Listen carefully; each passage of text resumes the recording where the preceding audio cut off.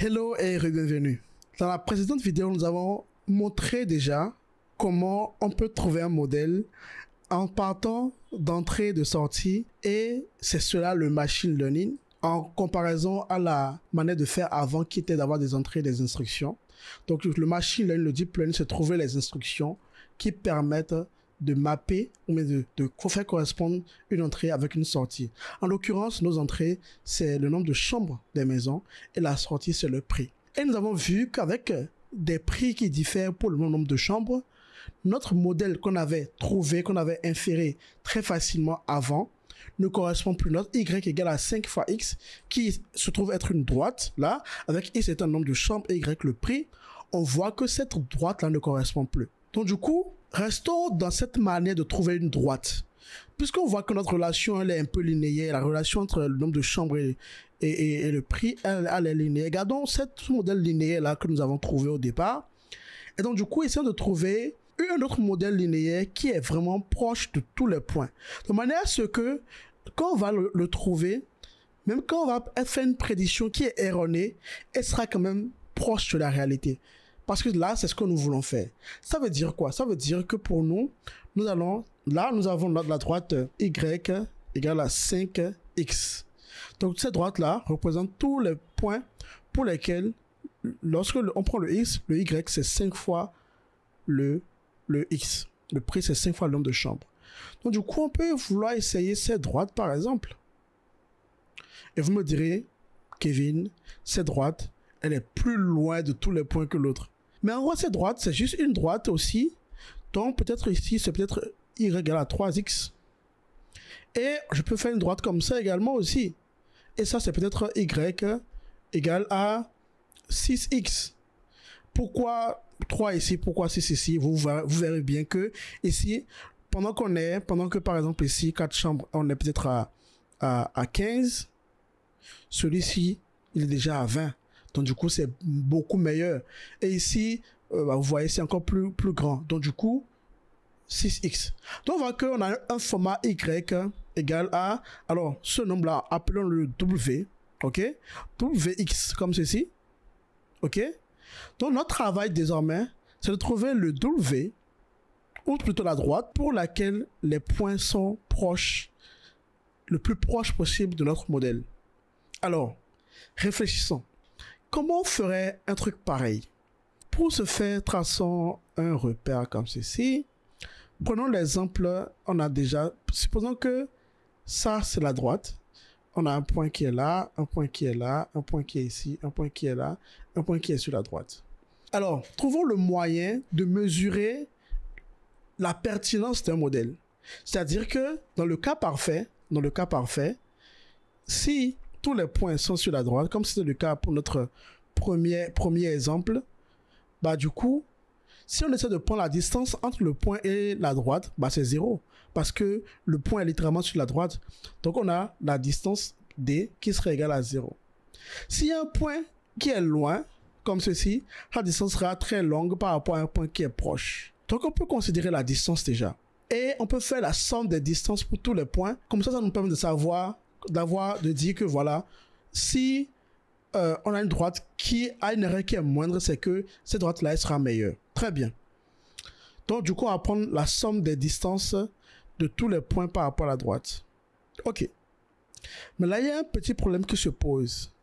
Si j'ai ce point-là qui est là, et ce point qui est là, si je dis que je vais calculer la distance en faisant le Y, donc le vrai prix, moins le prix qu'on aura prédit, donc Y du modèle, ceci, ça, ce vrai Y là, moins ce Y, ce sera positif. On est d'accord? Et donc du coup, ce vrai Y moins ce Y modèle sera négatif. Donc du coup, la somme fera 0. Donc c'est comme si on avait une distance ici qui est égale à 5, une distance ici qui est égale à moins 5, et 5 moins 5 sera égal à 0. J'espère que vous comprenez avec moi. Donc du coup, il nous faut vraiment prendre la valeur absolue. Ok? Donc du coup, on va dire que notre erreur ici, c'est la valeur absolue de Y, donc le vrai prix, et le prix que notre modèle aura prédit Y modèle. Ok? Donc, prenons la valeur absolue. Maintenant, il y a une dernière caractéristique qu'il faut qu'on considère quand même. Si on a une droite dont les points sont très élevés, c'est pas bon. Donc, si on prédit que le prix d'une maison, par exemple, c'est 25 et que le vrai prix, c'est 3, c'est vraiment pas bien. Vraiment, vraiment pas bien parce que l'écart est trop grand. Mais si on prédit que le prix d'une maison, suivez avec moi, que le prix d'une maison, c'est 4,23 et que le vrai prix, c'est 4,25.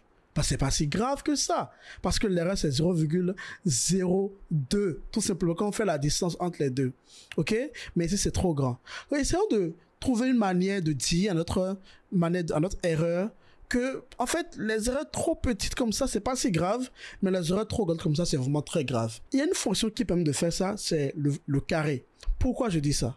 Si on met, par exemple, je prends 0,5. Quand je le mets au carré, ça fait 0,25. Et 0,25 est plus petit que 0,5. Vous voyez? Donc en le mettant au carré, on le diminue. Mais si je prends 10, par exemple, et je mets 10 au carré, ça fait 100. Et là, 100, vraiment, il est beaucoup plus grand que 10. Là, on l'augmente en faisant le carré. Donc, pour les erreurs qui seront entre 0 et 1, donc la différence sera entre 0 et 1, on va se dire que c'est pas si grave que ça. La différence qui est au-delà de 1, là, on va dire c'est vraiment grave. Donc, du coup, notre erreur va changer. Du coup, l'erreur sera notre Y, le vrai prix, moins le prix qu'on aura prédit, ok? Le tout au carré. Et ça a même la propriété, non seulement de faire ce qu'on a dit là, pour minimiser les petites erreurs, maximiser les grandes erreurs, mais ça nous donne une valeur qui est positive aussi. Donc, la valeur absolue ne compte même plus. Ok? Donc, mettons tout ça maintenant sous forme de code. Ok? Écrivons un code qui nous permettra de faire tout ça. Tout d'abord, nous allons écrire un code pour le modèle qui nous permet de parcourir plusieurs modèles. Donc, du coup, on a une fonction qui prend en entrée le nombre de chambres, donc X. Ok? Alors, suivez bien avec moi. Hein. Le X, c'est quoi? C'est le nombre de chambres. Ok? Et Y, c'est le prix. Ok? Considérons ça comme ça. Donc, notre modèle est de la forme. Je vous l'ai montré, je pense, sur le tableau ici. C'est Y égale à W fois X. Donc, c'est le prix qu'on aura prédit, c'est W fois X. Donc, du coup, je peux l'écrire tout simplement ici. Retourne W fois X. Ok? Vous voyez? Donc là, c'est très simple. Si on prend par exemple notre modèle Y égale à 5 fois X, donc du coup, ce sera, si on a X qui est égal à 3, et puisqu'on a notre W qui est égal à 5, on sait d'ores et déjà que le prix de la maison, ce sera 15. Ok? C'est ce qu'on a appris juste là. Et ce qui est bien avec ça, ça nous permet de tester en fait la droite. Ça c'était la droite Y égale à 5 fois X. Et ça peut nous permettre de tester la droite Y. Si on veut tester Y égale à 5X, bah, il nous suffit de faire modèle et on a X par exemple qui est égal à 3 et Y qui est égal à 6. Ça nous permet de voir que la prédiction, ce sera du coup, c'est pas Y, pardon, c'est W, pardon, qui est égal à 6, donc du coup 18. Ok?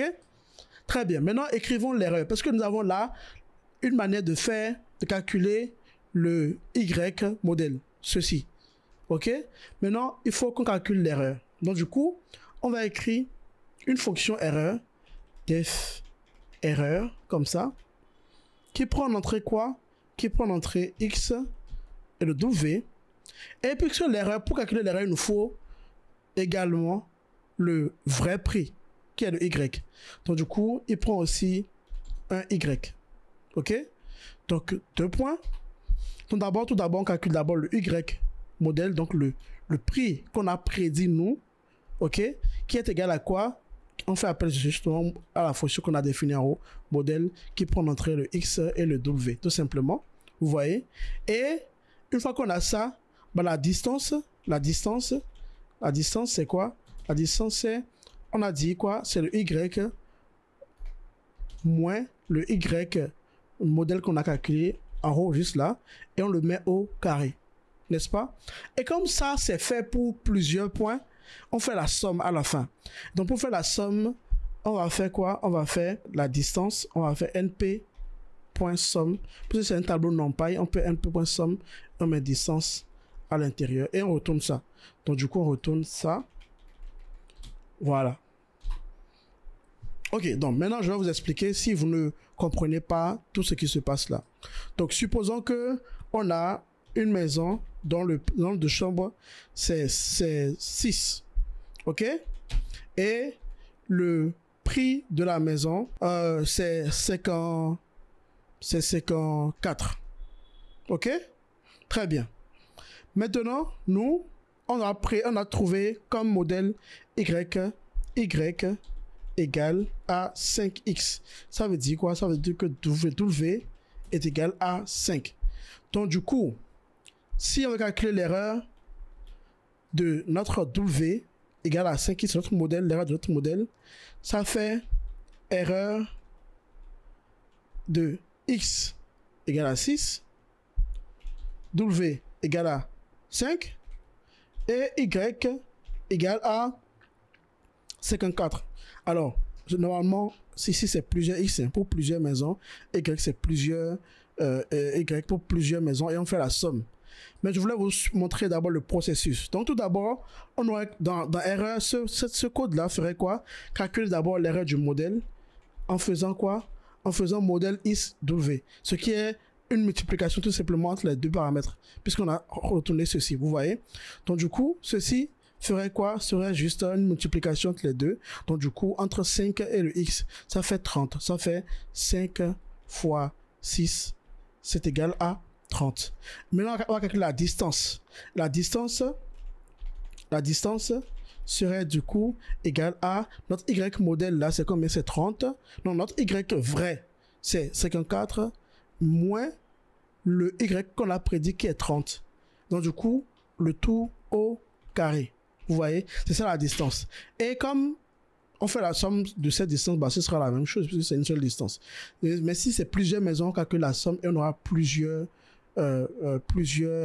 maisons, plusieurs distances. On fait la somme à la distance, l'erreur globale.